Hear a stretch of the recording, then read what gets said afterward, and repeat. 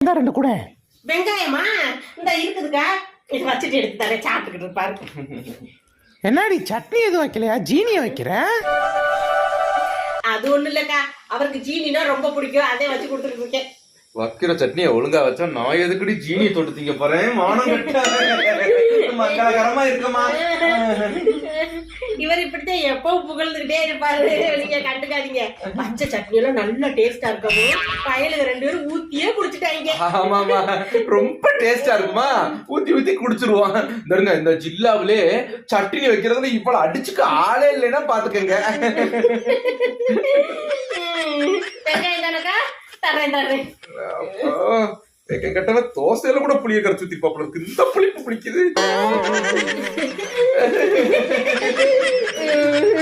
இந்தாங்க.